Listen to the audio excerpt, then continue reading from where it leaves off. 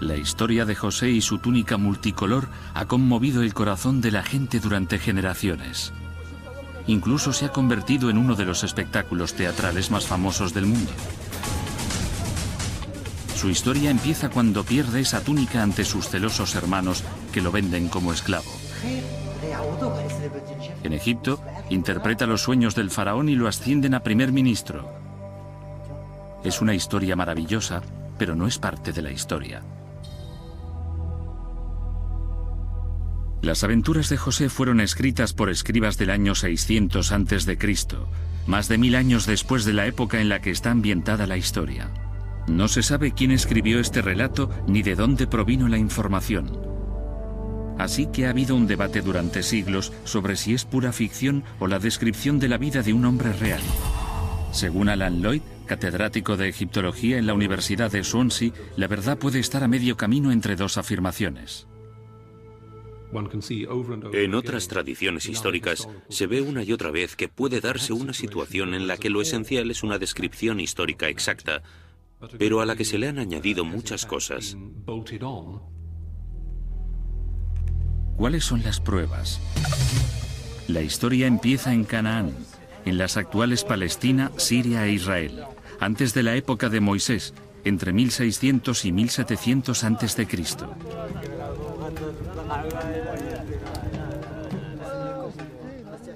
Se explica en la Biblia, el Corán y la Torá.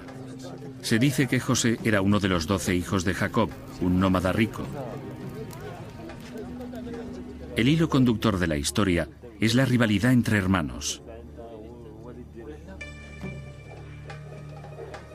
Según el Dr. Lloyd Llewellyn Jones, un especialista en vida familiar, esta rivalidad entre hermanos era fuerte porque los jefes nómadas tenían más de una mujer. Cada mujer quería que su hijo se convirtiera en el siguiente líder, jefe de tribu o rey en algunos casos. Y esto es claramente inherente a la historia de José, donde vemos que las rivalidades entre hermanos nacen a una edad muy temprana. Debemos recordar que José y Benjamín, después de él, es el hijo de una segunda esposa. Y los otros hermanos son hijos de otras esposas, así que ahí tenemos la rivalidad.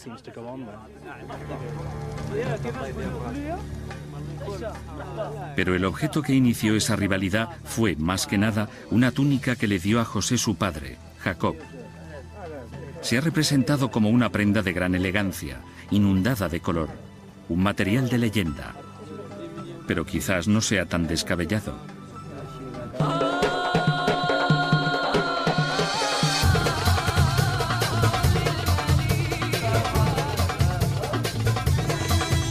Una visita a cualquier mercado o bazar de Oriente Medio o Próximo nos enseñará que los colores vivos han sido una parte importante de esta cultura durante siglos. Se puede ir a prácticamente cualquier pueblo o ciudad de Oriente Medio y encontrar un taller como este, donde se fabrican telas de exactamente la misma manera que la descrita en textos, murales o cualquier otro medio visual de la antigüedad. Hoy en día, en los mundos musulmán y árabe modernos, se usan mucho las telas coloridas y también se hacen regalos textiles. Aún así, a la mente moderna que intenta imaginar el mundo antiguo, una vida en color no es lo primero que se le ocurre. Creo que tendemos a imaginar el mundo antiguo de manera monocromática, quizás por nuestra dependencia excesiva de las estatuas griegas y romanas. Creo que tenemos que quitarnos esa idea de la cabeza y recordar que el mundo antiguo y en particular Oriente Próximo eran una explosión de color.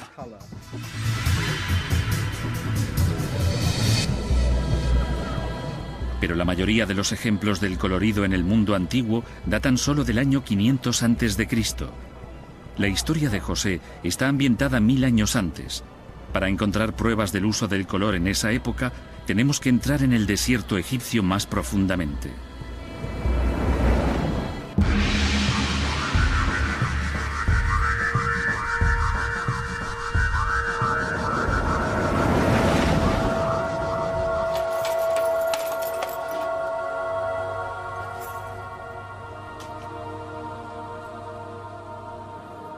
Las remotas tumbas de Beni Hasan se construyeron alrededor del año 1800 a.C.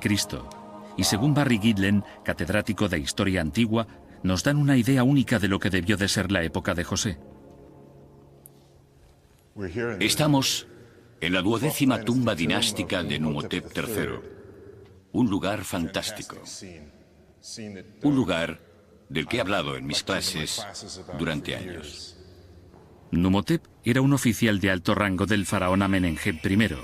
En las paredes hay representadas varias escenas de su vida. Algunas figuras son personas con las que vivió y trabajó, pero hay una escena de un grupo de viajeros con un aspecto muy diferente.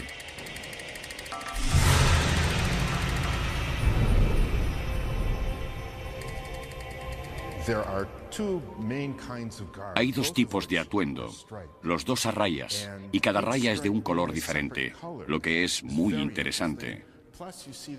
Además, se ve que hay dibujos en las rayas, lo que aumenta los rasgos distintivos, la belleza, la importancia del atuendo. Y ambos representan el tipo de prenda que los escritores de la Biblia podían interpretar como la que llevaría un personaje como José. Aunque estas son imágenes de una capa multicolor en un ambiente egipcio, hay señales que indican que estos viajeros venían de Canaán, la tierra de José. Todo el arte de esa época muestra a los egipcios rasurados, mientras que los canaanitas siempre lucen barba.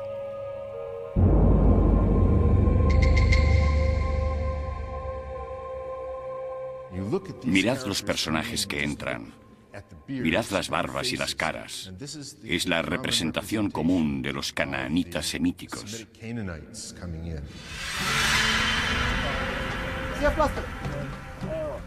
Los mercados modernos de Oriente Próximo y las tumbas de Egipto sugieren que José tenía una túnica multicolor, pero las pruebas no explican por qué sus hermanos actuaron como lo hicieron.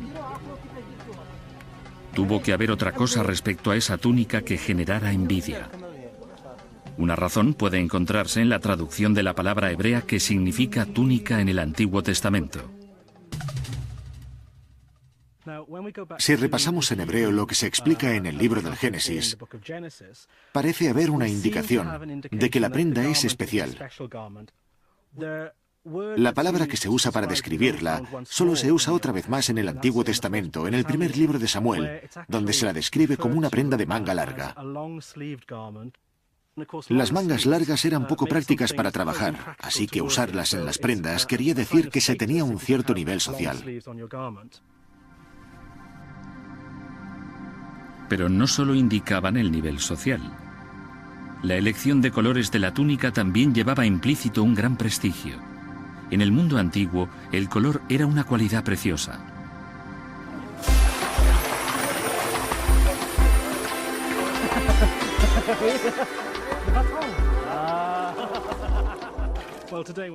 Bueno, hoy en día hay una miríada de colores entre los que escoger, y desde el siglo XIX se hacen básicamente con tintes químicos.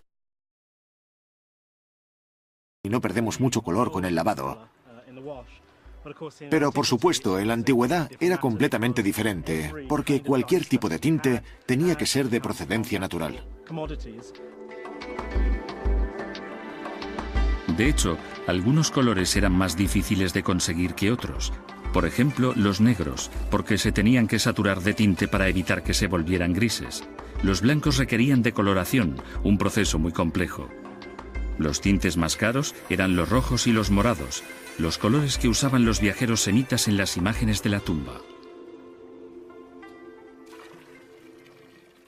El rojo se hacía a partir de los estambres de la flor del azafrán, y una pequeña flor solo tiene 3 o 4 estambres, así que se necesitaban miles de ellas para crear un color rojo vivo.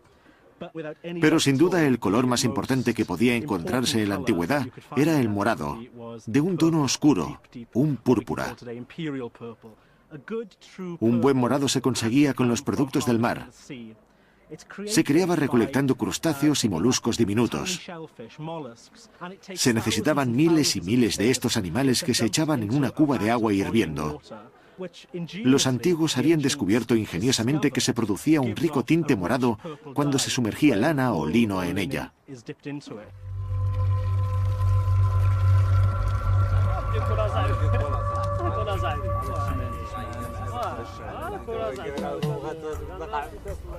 Recibir una túnica morada y roja habría sido un mensaje muy claro para los hermanos de José. José era el favorito de Jacob. No es sorprendente que eso hiciera que los hermanos de José se deshicieran de él.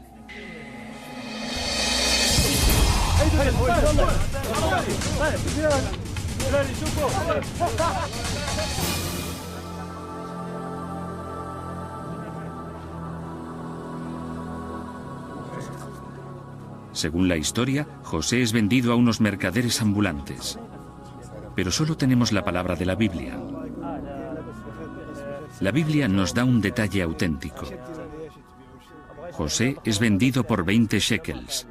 Los documentos egipcios revelan que ese es exactamente el precio que se pagaría. Unos siglos después el precio ha subido hasta 30 shekels, al inicio del primer milenio a 50 shekels y así sucesivamente. Así que se puede hacer un gráfico y ver cómo sube el precio de los esclavos.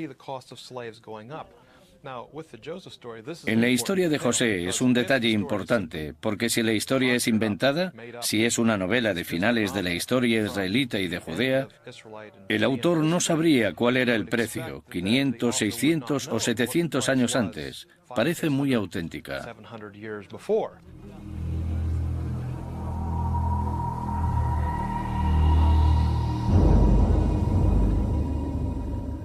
Mientras se llevaban a José a Egipto, sus hermanos mancharon su túnica con sangre de cabra para fingir su muerte.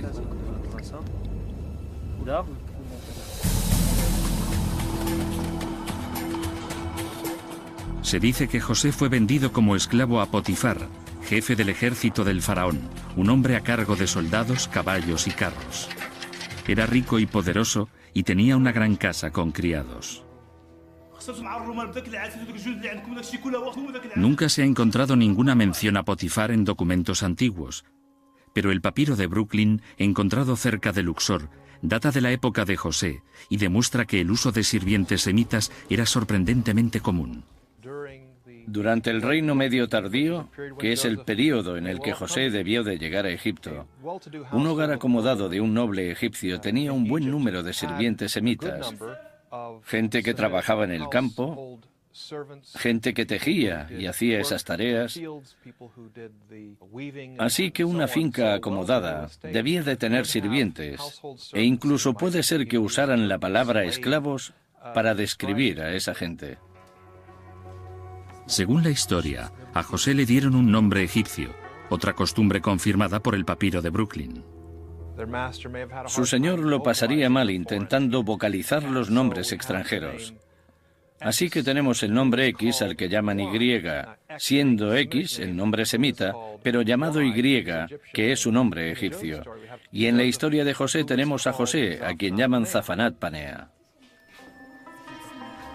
Según la Biblia, José trabajó duro y le fue bien, ascendiendo hasta hacerse cargo del hogar de Potifar. Pero entonces, su destino dio un giro muy peligroso, instigado por la mujer de Potifar.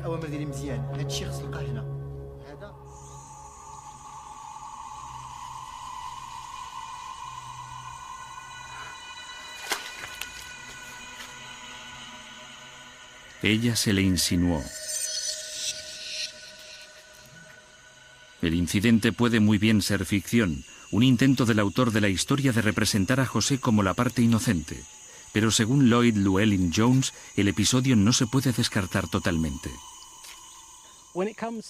Cuando se trata de las mujeres de la antigüedad, y más cuando las comparamos con sus hermanas hebreas o semitas, las mujeres importantes del antiguo Egipto tenían una vida increíblemente autónoma. Tenían una libertad considerable.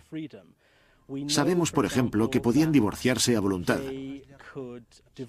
que tenían derecho a tener propiedades. Su situación legal era notable comparada con la de las mujeres en la antigüedad. José la rechazó y ella, furiosa, lo acusó de haber intentado violarla.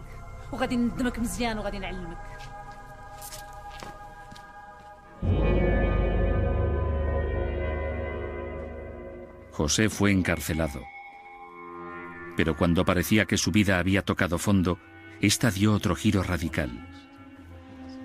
En la cárcel, un antiguo sirviente real le pidió a José que interpretara un extraño sueño en el que prensaba 3 racimos de uvas sobre la copa del faraón. José predijo que el sirviente sería liberado al cabo de 3 días. Su interpretación fue correcta.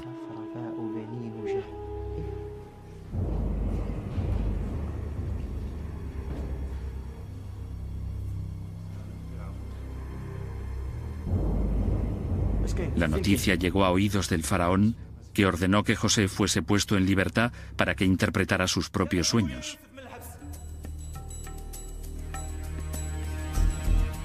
No hay manera de comprobar si José fue liberado o si realmente fue encarcelado. De hecho, algunos estudiosos de la Biblia sospechan que todo el episodio se usa con fines religiosos.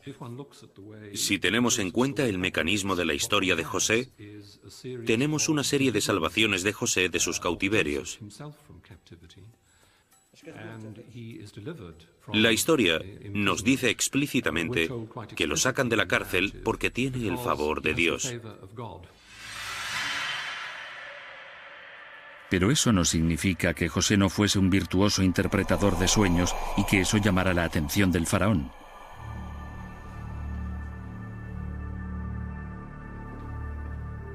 Algunos artefactos encontrados en antiguas tumbas egipcias sugieren que los egipcios se tomaban muy en serio los sueños, especialmente las pesadillas. Kasia Spakovska es una egiptóloga que ha estudiado el significado del sueño y los sueños en el antiguo Egipto. Bueno, uno de esos objetos es este, la parte de arriba de un reposacabezas. Hoy en día tenemos mullidas almohadas para dormir, pero en Egipto, con su clima cálido y los montones de bichos que hay en el suelo, se levantaba la cabeza para dormir. Este es el objeto sobre el cual se ponía. Algunos de ellos tienen en la parte inferior, que aguanta la cabeza, o en los mismos pilares sobre la base, figurines.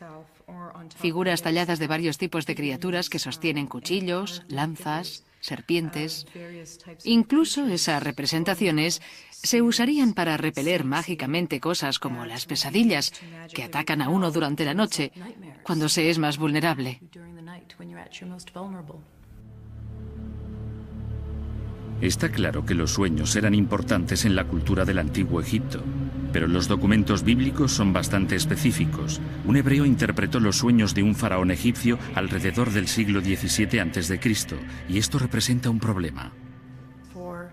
Durante los primeros 2000 años de historia egipcia, no tenemos pruebas de que existiera la interpretación de los sueños. No es más o menos hasta el siglo XIII a.C., cuando aparece el primer libro de sueños y de sus posibles interpretaciones. Pero ni siquiera estamos seguros de que se usara. Sin embargo, hay pruebas que indican que José quizás aprendiera a interpretar los sueños en su familia. José era originario de Canaán, en la actual Siria. Todos sus ancestros eran originarios de Mesopotamia, en el norte. La interpretación de los sueños formaba parte de la antigua cultura mesopotámica. Se menciona en la historia de un líder llamado Gudea. Por lo menos hasta el año 2400 a.C., hay historias sobre Gudea que lo describen teniendo un sueño y con la necesidad de que una tercera persona lo interprete. No se describe como algo poco común. Gudea no tiene que recurrir a un extranjero o a un país extranjero, así que se considera parte de la cultura. La Biblia menciona que el faraón le pidió a José que interpretara un sueño en el que 7 vacas gordas salían del Nilo seguidas por 7 vacas flacas.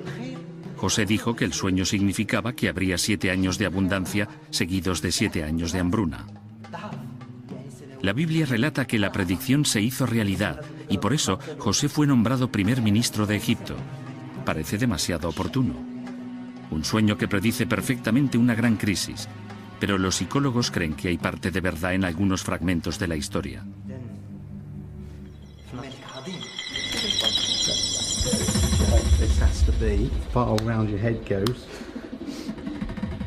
Mark Blagrove analiza la teoría según la cual los sueños son más que imágenes aleatorias o una actividad que procesa los recuerdos. Su investigación sugiere que la mayoría de la gente sueña con aquello que le preocupa. La estudiante Cathy Jones se ha presentado voluntaria para que analicen sus sueños. Antes ha admitido que su mayor preocupación es el estrés de su nuevo trabajo de media jornada en una tienda de informática.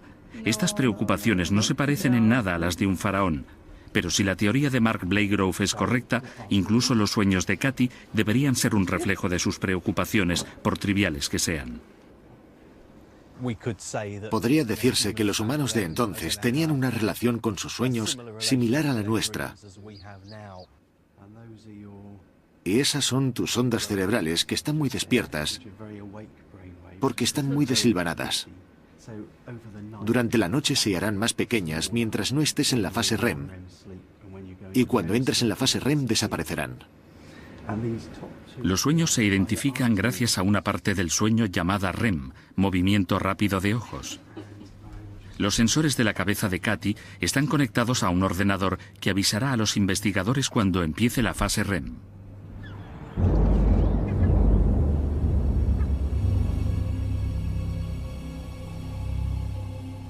Si le preguntamos a Katy a la mañana siguiente qué ha soñado, solo nos revelará una fracción de sus sueños. La mayoría de nosotros olvidamos el 80%, así que despertarán a Katy cada 90 minutos. Bien. Ha estado así unos minutos. Tiene este tipo de ondas que se llaman ondas en diente de sierra. Esto suele ocurrir cuando se entra en la fase REM. Estas ondas cerebrales indican que es el momento de preguntarle por sus sueños. ¿Estás despierta, Katy? ¿Estabas pensando algo en ese momento? Estaba en el trabajo colocando productos en los estantes. Ah, bien, colocabas productos en los estantes. Sí, pero colocaba cosas muy extrañas. Eran cosas rarísimas, como tazas verdes y rojas y cosas así, y las ponía formando figuras. Cada vez que la despertaban, grababan sus sueños. Mientras avanzaba la noche, surgió un patrón muy claro. Una y otra vez, los sueños de Katy estaban relacionados con su trabajo de media jornada. Soñaba repetidamente que estaba en el trabajo, que le daban un trabajo nuevo en un kiosco o que se peleaba con un cliente y el cliente se quejaba de ella. Lo interesante de la noche es que parece que tenemos más sueños cuando sufrimos estrés, pero el contenido de los mismos parece estar relacionado con las cosas que nos preocupan. Los descubrimientos de Mark Blakegrove corroboran estudios que muestran los poderosos efectos del estrés sobre una mente que sueña. Se han hecho experimentos privando a la gente de agua durante la mitad del día para que se fueran a la cama sedientos, y se descubrió que era más probable que soñaran que bebían.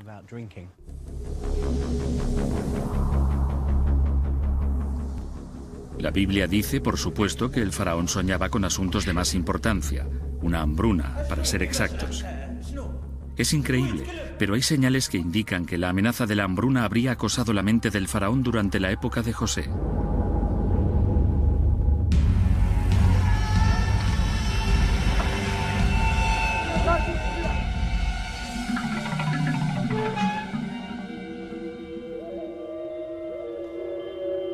Fekri Hassan es un egiptólogo que ha investigado por qué la civilización que creó las pirámides, unos 500 años antes del nacimiento de José, desapareció en cuestión de décadas. Ha concluido que debió de ser por una hambruna, y sus pruebas están en una tumba poco conocida del sur de Egipto. La tumba de Ankitifi, que era gobernador de un municipio del Alto Egipto, es una tumba muy significativa porque contiene este documento único sobre la hambruna. Está escrito en la pared. El personaje está ahí y habla de manera muy clara y concisa sobre una serie de acontecimientos: aguas bajas, hambrunas y gente que dejaba su hogar y huía en todas las direcciones. La hambruna era una amenaza constante en el mundo antiguo, pero este acontecimiento eclipsó a todos los demás. Sus efectos fueron tan devastadores que condujeron a la gente a cometer acciones impensables. Todo el Alto Egipto se moría de hambre, hasta el punto de que la gente había llegado a comerse a sus hijos. No solo causó una hambruna masiva, sino una caída total del orden social. Tenemos pruebas que indican que atacaron las pirámides y los templos. Atacaron las instituciones reales y las mansiones de la nobleza. Hay pruebas que indican que algunas damas muy estimadas por los nobles iban a la calle a buscar comida. Un cambio total en el orden social, porque los pobres podían hacerse ricos saqueando, mientras que los ricos se veían reducidos a la pobreza. El faraón gobernante pudo haber sido culpado del desastre, lo que probablemente supuso el final de su reino y su dinastía. Cualquier futuro rey, incluso siglos más tarde, pensaría en la hambruna y la vería en sus pesadillas. Si tu mayor preocupación es si habrá o no hambruna y si habrá o no suficiente comida, podemos imaginar fácilmente que soñarás con ese tipo de cosas, o bien con sueños literales, o bien con algún tipo de sueño metafórico.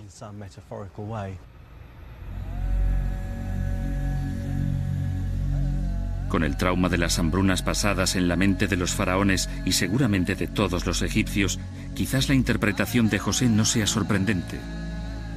Lo sorprendente es la afirmación de la Biblia de que gracias a esta predicción el faraón asciende a José a primer ministro de Egipto. De todos los giros dramáticos de la historia, este parece el menos probable. Aún así, los descubrimientos arqueológicos coinciden con la afirmación de la Biblia.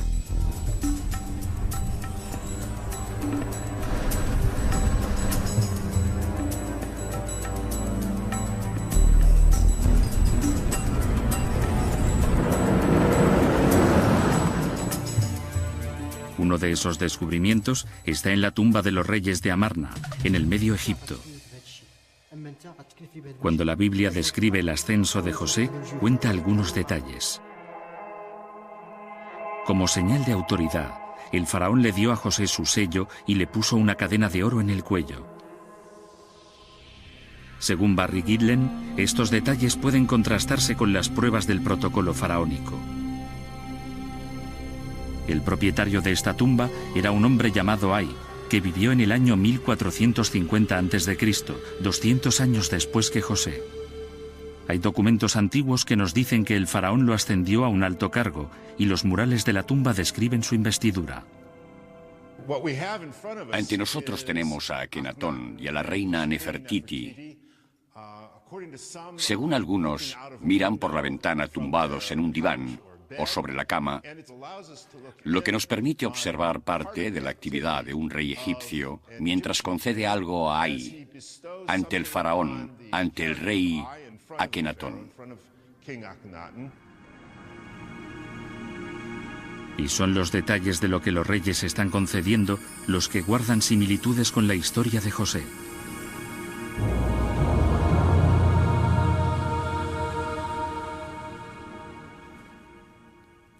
Esto es muy similar a lo que ocurre en el libro del Génesis, donde tenemos al personaje de José ascendido a alto cargo por el rey de Egipto.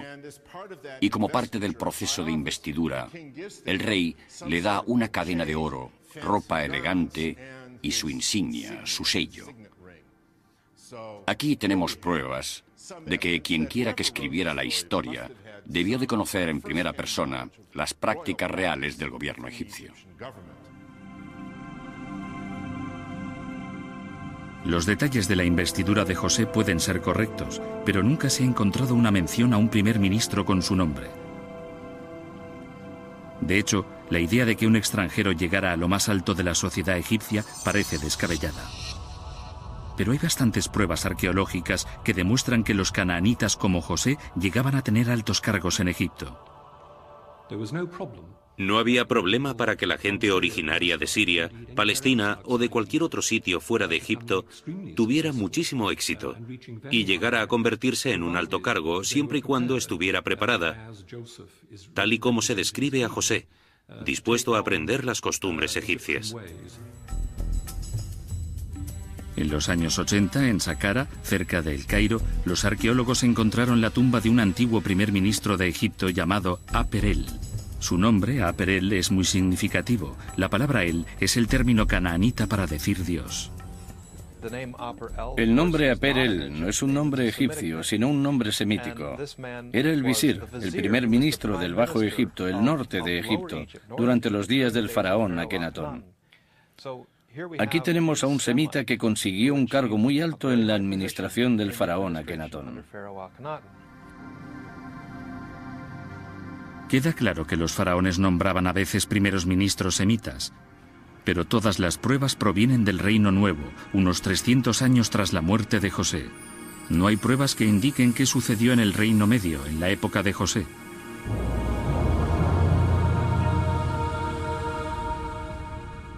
Pero algunos historiadores siguen otras pistas.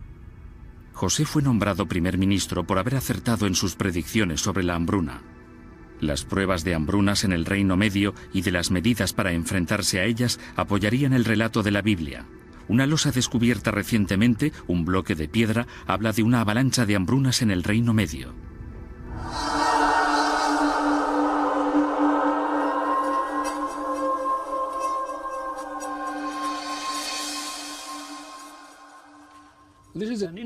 Es una losa interesante. Vemos al gobernador y ante él una lista de varios acontecimientos de su vida. Uno de ellos es una hambruna y nos indica que las hambrunas eran bastante frecuentes. La mención de las hambrunas no es caótica, se mencionan ciertos episodios y casi invariablemente podemos relacionar las hambrunas con cambios climáticos globales.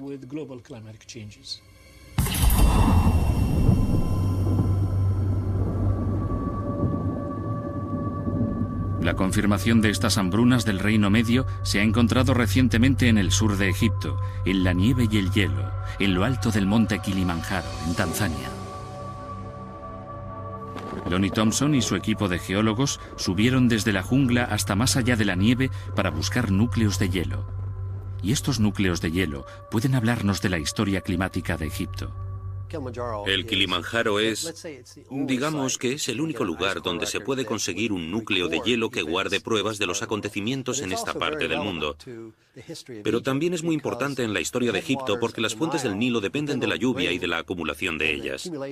Y este campo de hielo del Kilimanjaro depende de la nieve, que viene del mismo sitio.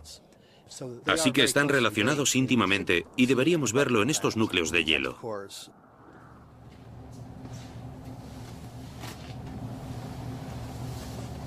En el laboratorio, los científicos examinan el núcleo de hielo buscando la presencia y la cantidad de polvo. El polvo es una huella de los mayores cambios climáticos, porque su presencia sugiere una catástrofe antigua, una erupción volcánica o incluso la caída de un meteorito.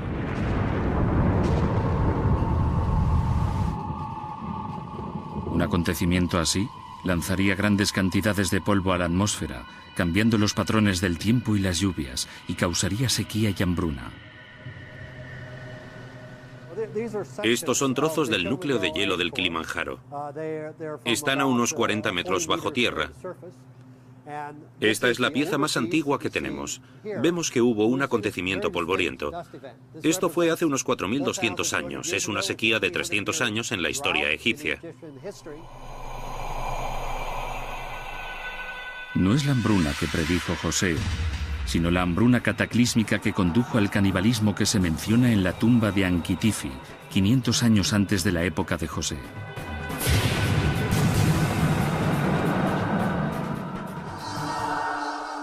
En cambio, las pruebas de la hambruna de José deberían aparecer un poco más arriba en el núcleo, como partículas de polvo dispersas. Mientras subimos por el núcleo vemos que es un núcleo muy limpio hasta arriba del todo. Aquí se ven estos pequeños grupos de partículas de polvo de un acontecimiento de hace unos 3.600 años.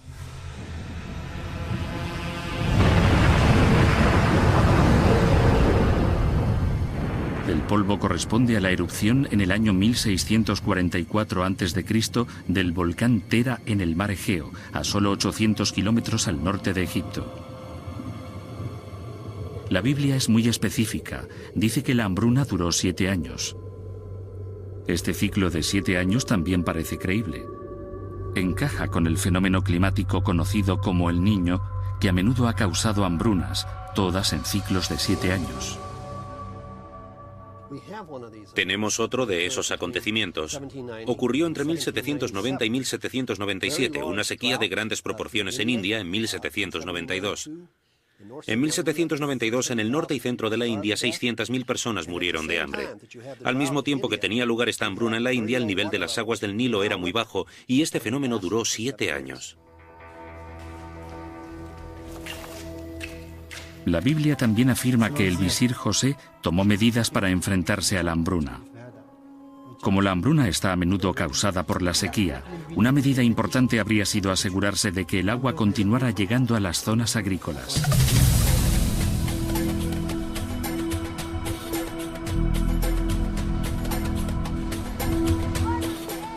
La principal fuente de recursos de gran parte de Egipto, tanto ahora como en el pasado, son las fértiles tierras que rodean el lago Karún, al oeste del país.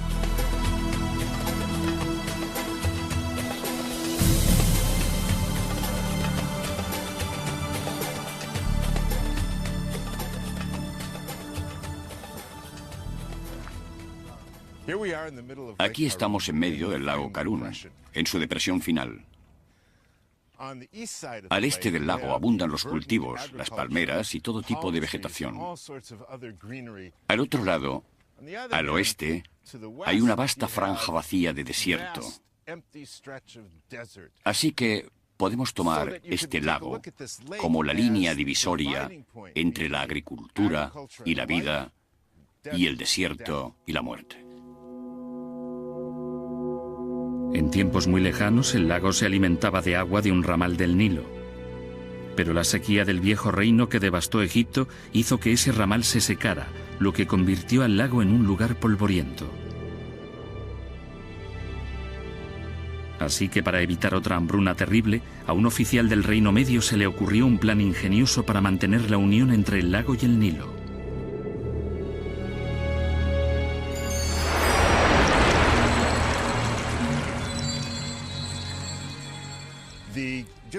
El gobierno egipcio decidió dragar uno de esos ramales, hacerlo más profundo y limpiarlo de lodos para convertirlo básicamente en un canal. El proyecto tuvo tanto éxito que el canal sigue usándose hoy en día. Para esa obra debieron de necesitarse miles de hombres. No sabemos cuántos, ni sabemos cuántas horas, días, semanas, meses o años. Pero se mantuvo este ramal del Nilo despejado y eso permitió que esta zona, la zona de los alrededores de Fayum, mantuviera su fertilidad.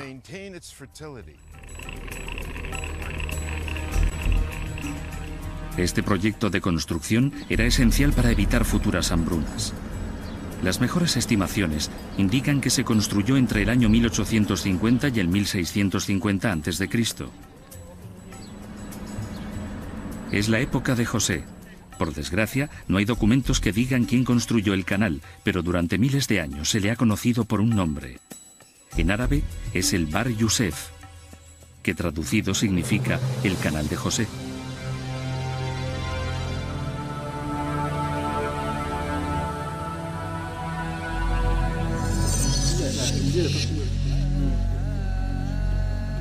Durante una hambruna, José fue decisivo para proteger a Egipto y salvar la piel del faraón. Un hombre que dirige a su gente y a su rey durante una época de gran adversidad puede esperar una gran recompensa.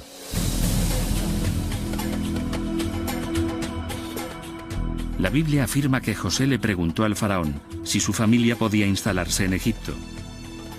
El faraón les dio permiso a él y a sus hermanos para vivir en una ciudad llamada Pir Ramsés, en el delta del Nilo.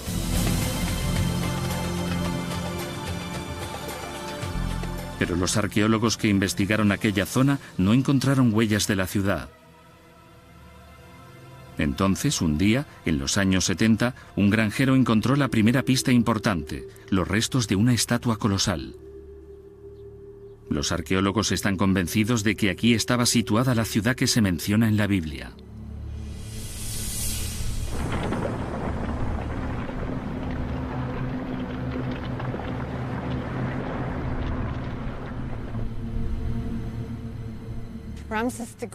Ramsés el Grande, Ramsés II, fue uno de los reyes más importantes del Nuevo Reino.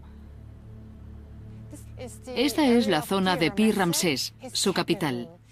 Era una enorme ciudad en su época. Aquí tenemos la estatua y sabemos que hay un templo allí y varios templos y casas más.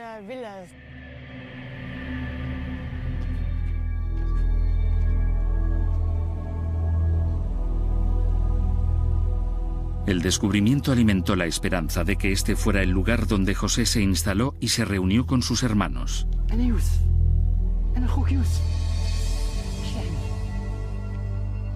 Pero las esperanzas se desvanecieron cuando los arqueólogos descubrieron que Pi Ramsés había sido fundada 300 años después de la época de José. Y lo que era peor, no había señales de presencia semítica.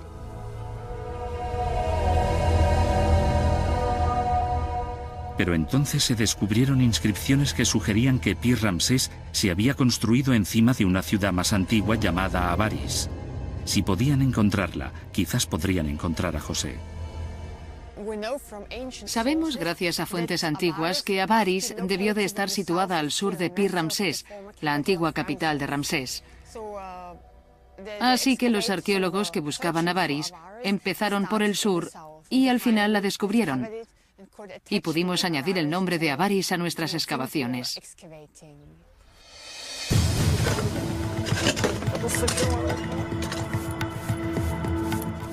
Las excavaciones nos revelan gradualmente los secretos de Avaris. Se construyó 300 años antes de Pi Ramsés, en la época en la que se piensa que pudo vivir José, y sus ruinas revelaron interesantes pistas sobre la presencia semítica. Aunque la mayoría de los edificios eran de estilo egipcio, una zona era claramente canaanita. Pero las pruebas más convincentes de la presencia semítica aparecieron dentro de las casas. Estos cuerpos se encontraron enterrados en posturas laterales, una tradición típicamente canaanita. Y los objetos que se encontraron en las fosas hicieron que los arqueólogos no tuvieran dudas. Hay muchos objetos canaanitas, como jarras, mezclados con utensilios egipcios, como esta pequeña vasija. Encontramos algunas armas en las tumbas, como esta espada hecha de bronce. Y en la misma tumba encontramos un cinturón muy frágil. Lo tenía el hombre enterrado en la cadera, así que siempre encontramos una mezcla de las dos culturas.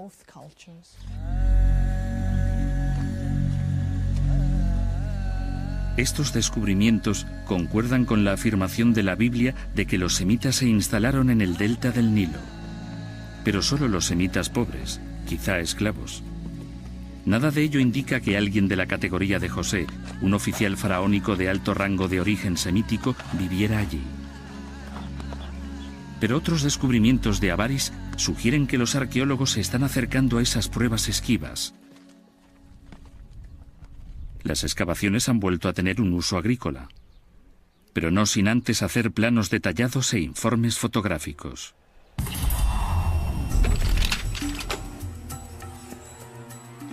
David Roll, un especialista en historia bíblica y antigua, examinó la parte de la excavación reconstruida. En este campo encontraron un monumento muy especial. Esto es lo que queda de él, es el suelo de un palacio, no un palacio enorme, no un palacio real, pero sí una casa de muy alta calidad de algún oficial de alto rango. Si la reconstruimos se puede ver lo compleja que es. Hay varios elementos construidos en épocas diferentes. La parte principal, la sala de audiencia y el dormitorio principal, tenían un pórtico de 12 columnas, un número significativo en la Biblia.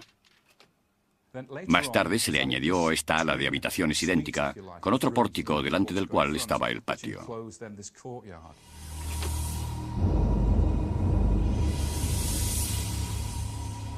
Este pequeño palacio parecía el hogar de un oficial de alto rango. Pero fue un hallazgo en la parte de atrás del palacio lo que más intrigó a los arqueólogos: una tumba cubierta por una pirámide.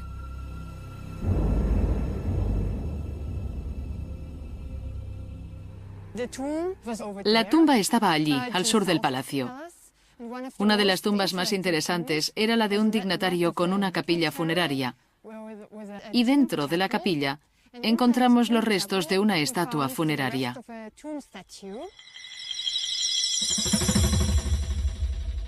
La estatua estaba destrozada, pero cuando se reconstruyó, sorprendió a los expertos. No podía ser la estatua de un oficial egipcio. Cuando volvimos al museo y la restauramos, tenía este aspecto. Se puede ver que la cabeza está destrozada. Le arrancaron la parte baja de la cabeza y los ojos. Lo más importante es esto. Es un corte de pelo increíble. No había nada igual en Egipto antes de esta época. Y el color del pelo es rojo brillante. Este tipo tenía el pelo rojo como el fuego. Los detalles eran típicos de los semitas. Otro pequeño detalle es el color de la piel. Aquí podemos ver la frente y esto es amarillo, es piel amarilla. Es típico de los egipcios para representar a los extranjeros del norte, gente de piel pálida. No se encontró pintura únicamente en el pelo y la cara.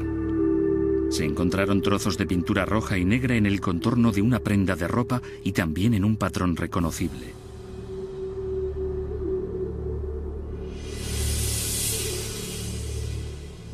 Con estos fragmentos de estatua, David Rohl empezó a construir su impresión de lo que debió de ser la imagen de la figura.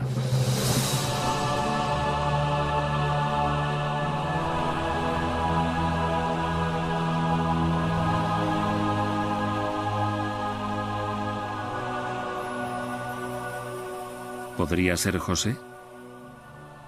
La ausencia de nombre significa que no hay manera de saberlo, pero para David Rohl no hay más candidatos. No hay ejemplos de nada tan extraordinario como esto. No hay tumbas piramidales para funcionarios del Estado. No hay otro palacio para un individuo particular. Este tipo de cosas son las que normalmente estaban reservadas a la realeza. Así que es extraordinario. No hay ningún otro ejemplo con el que compararlo. Pero si intentamos pensar en la recompensa para alguien que hizo un servicio tan grande a Egipto y lo salvó de la hambruna, es de esperar algo de esta magnitud.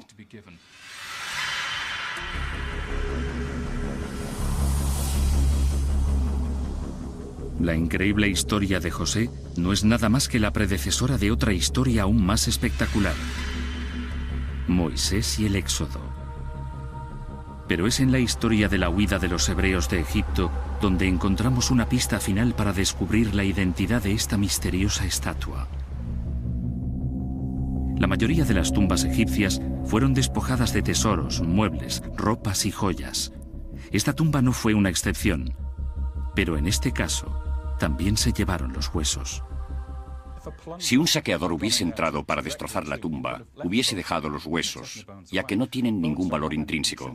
Así que alguien sacó el cuerpo de esa tumba. Según la historia de José, en la época del Éxodo, cuando Moisés sacó a los israelitas de Egipto, se llevó el sarcófago de José consigo, dejando vacía la tumba. Así que tenemos un tipo con una túnica multicolor y una tumba vacía. Tiene que ser José.